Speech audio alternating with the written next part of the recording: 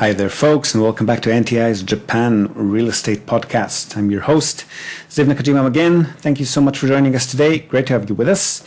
Hope things are well your end, wherever in the world you might be tuning in from. Here in Japan, it's getting nice and warm, probably a bit too warm for comfort for some people, which means the extra hot and humid Japanese summer will soon be upon us. It is now rainy season here, just started, which means that we're still mostly at home, which is not a bad thing, considering we could be looking at a second wave of COVID-19 infections if we're not too careful. Hope you're still wearing your masks, keeping a safe distance from others out there, as we are here. But I gotta tell you, I'm really looking forward to summer and to get out there to the beach. Fukuoka City, where we're based, has got some of the country's most beautiful beaches, bordering the city in the north and all the way around it to the east and west, all the way to Karatsu, which is about an hour and a half away. So yeah, even with social distancing in place, there's plenty of room for people to get out there and splash around, plenty of beaches with very few people around to get in the way, as long as you steer clear of the most central ones. So I, for one, am very much looking forward to visiting the beaches this year. I've been cooped up far too long. So here's hoping for a short and sweet rainy season, followed by a long and splashy bathing season right after it. And speaking of Corona, we've mentioned several times in the last couple of months, as have some of the guests who've been interviewed on the show, that the current epidemic has brought with it, as most crises tend to do, a very active buyer's market with prices and yields that we haven't seen for quite some time here in metropolitan Japan. And this still seems to be the case to some degree, although the country has opened up again. So whether that's going to last or not is anyone's guess. We'll probably still see these attractive deals around, at least to some degree, until the fate of the next Olympic Games is decided upon. I'm guessing if the Games are reinstated in Tokyo again for next year, prices will start climbing upwards again. But for now, there are plenty of good deals to be had, which means that we and our clients have been very, very busy. The fact that we are, in most parts, still working from home and have also sent our staff to work from home has not made it easier on us. But we are grateful for the extra business, of course, so you will not hear us complain, or at least not much. So for today's episode, I thought I'd share with you some of these sample properties that have been out there recently. Now, many of these our customers have already submitted offers on, so a large percentage of them will already be under ongoing settlement by the time you listen to this episode. But this is just to give you an idea of what can be had in the market at this point in time. And there are plenty more of these out there. So if you want a closer look at these particular properties or other similar ones, don't be shy, drop us a line. We'll send you some deal analysis spreadsheets to review. And of course, some current listings that you will be able to apply to purchase, as long as you act quickly and get your foot in the door. Because like we always keep saying here, the market moves very, very quickly in Japan, especially on the cheaper end. So here are some of this month's and last month's best listings. Again, prices and yields that we haven't really seen in these cities for quite a few years. So first and foremost, some cheaper residential condo units, mansion rooms as they're known here. And we'll start with Tokyo and surrounding areas. So we've seen one unit in Funabashi City, which is a medium-sized city, just over 620,000 people. Population on the rise, actually fast on the rise, which is quite rare for Japan. Major commercial center and bedroom community to Tokyo itself. So it's only 36 minutes by train from central Tokyo. Just under 1 hour to Narita International Airport. And this one is pretty luxurious. So family-sized unit on the 6th floor of a 9-floor reinforced concrete block.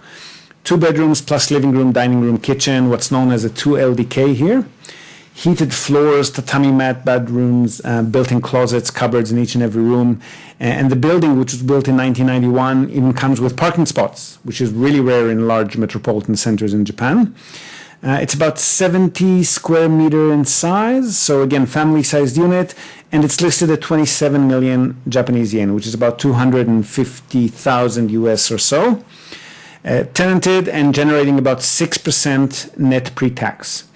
Now, I don't know if you've been following our podcast or the market in general or not, but if you have been, I probably don't need to tell you how rare it is to find any property of this size and age that generates this kind of yield, let alone a property that's this close to central Tokyo, which is arguably the most expensive spot in Japan. So that's just one example of what we've been seeing on the residential front here. If you're going for something a bit smaller, older, more suburban, we've seen one in Hachioji City. Again, next to Tokyo, actually officially in the greater Tokyo metropolitan area as opposed to the first one, even though it's actually about an hour to the west of central Tokyo. So further, just under an hour by train to Shinjuku, Shibuya, the central western districts, which are probably the city's best-known business and fashion hubs, respectively.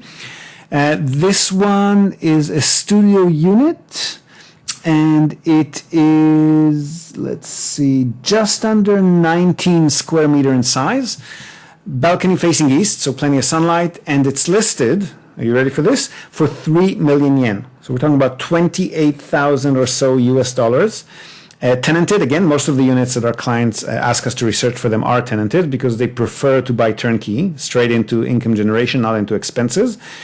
And this one is yielding, hold on to your horses, 9.6% net pre-tax yield per annum, right? So 28,000 US dollars to buy, net pre-tax annual income just over 3,300 US or so, which including all purchase costs works out to be just under 10% net pre-tax. Now, this one probably has less capital growth potential than the Funabashi property, just because Hachioji is a bit further from central Tokyo compared to Funabashi. Also, Hachioji's population is stable, but not really growing much. And it also has less going for it industries, economy-wise. So it really is only a bedroom community to Tokyo, and no other industries to speak of. Although it's a pretty big one as satellite towns go, so well over 500,000 people. But I mean, 28,000 US is just insane. And again, nothing that we've seen in this area for well over 4 or 5 years. Okay, one more maybe in that same area, a bit further afield, Maebashi City. Population about 330,000, so a bit smaller than those other two cities, but also growing.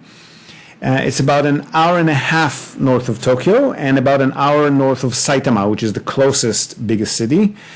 Now, Maebashi has its own economy, so it's a nice and stable economy there. Regional commercial center again, although more on the blue-collar side compared to Funabashi. So a lot of manufacturing, agriculture, some traditional arts, similar industries. They're pretty well known for producing tofu, for example, and interestingly enough, for producing traditional samurai helmets. That's still a thing in Japan. And probably because they're also very well known and popular for tourism. They got a lot of greenery, freshwater, and a lot of history. Some pretty famous Japanese poets hailed from Maebashi throughout history, for example. So pretty robust economy, and of course, again, also a bedroom community, not just to Tokyo, but to Saitama City itself. An hour and a half from Tokyo as well is not such a long commute, especially for people who stay in Tokyo during the week, then go back home to their families on the weekend, which is what a lot of Japanese company staffers tend to do. This one was built in 1992. It's a studio unit, but with a separate kitchen, so what's called a 1K. About 21 square meter in size, also listed for 3 million yen, so about $28,000 again, and again generating about 9% net pre-tax.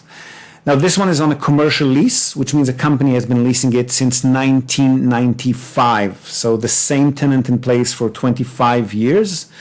Obviously, nice, stable cash cow there. Although you will want to bear in mind that if and when that tenant does move out, you're probably looking at something like $10,000, $15,000 in renovation costs.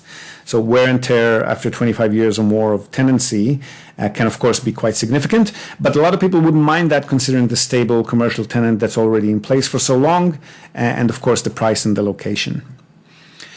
Okay, so as we've mentioned, those lower prices are not specific only to Tokyo, right? So we've seen similar price drops in many other metropolitan centers in the last 3-4 months. We have a unit in central Osaka, for example, listed, smallish building, 21 units, built in 1979. So this one's actually built prior to the latest earthquake-resistant building standards for reinforced concrete buildings. A studio unit, again, about 20 square meters in size, nice suburban residential area near the Museum of Natural History, so quite central still. 30 minutes or so to Osaka Station by train to the heart of the city. And this one's listed for 4.7 million yen, so about 43,000 US. And we're talking about inner city Osaka. So this one is generating, again, 9.2 net pre-tax annual yield. And again, properties in Osaka or in Tokyo that are less than $50,000 and with this kind of yield, we haven't seen that for a really long time. And it goes on and on. So we're just in the process of helping a client purchase a small residential building, for example, in Fukuoka City, Hakata Ward, which is the city's main business district and main transit hub as well. That's where the bullet train stops. So really the heart of the city.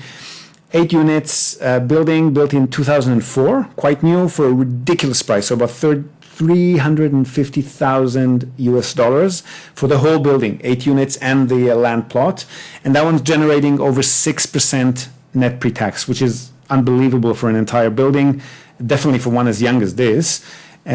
Also in Fukuoka, what have we got? A commercial unit, ground floor shop on the airport subway line, so very good location. Currently being used as a hair salon, so not even with the wear and tear that a restaurant or bar might carry. Tenant in place for over 6 years. And this one goes for 5 million yen, which is about 45,000 US, and generating about 8% net pre-tax. And the list goes on and on and on and on. So again, as we've mentioned a few times these last few months, it's very much a buyer's market in Japan now. If you've been sitting on the fence thinking about when would be the best time to buy, now is it, folks. It doesn't really get much better than this. And again, if and when things really go back to normal, and especially once the Olympics are re-announced, these kinds of deals are going to be super rare, if not non-existent again. So that's the way it's been for the past 4 or 5 years. Now is the exception. So get out there, start submitting your offers. Now is the time. I really can't emphasize this enough. All right, that's it from us for today. I just want to give you a heads up on what is a very attractive real estate property shopping environment at the moment, and to urge you again to get your game on. Obviously, our clients have been having a field day, but I also know quite a few friends and acquaintances and non-clients who have been umming and ahhing about making their move for a good few years, and they've also finally pulled the trigger, started shopping. I'm looking at you, Darren. Good on you, mate. And there's really no better time to do so than right this minute.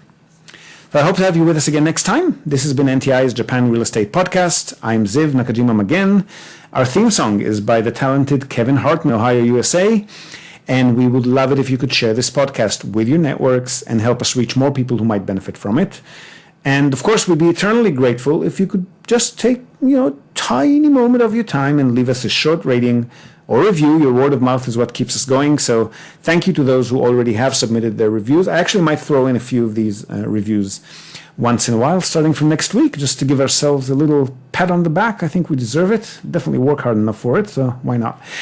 Hope to have you with us again next time. And until then, from all of us here at NTI, have a great week or weekend, morning, evening, etc. Yoroshiku.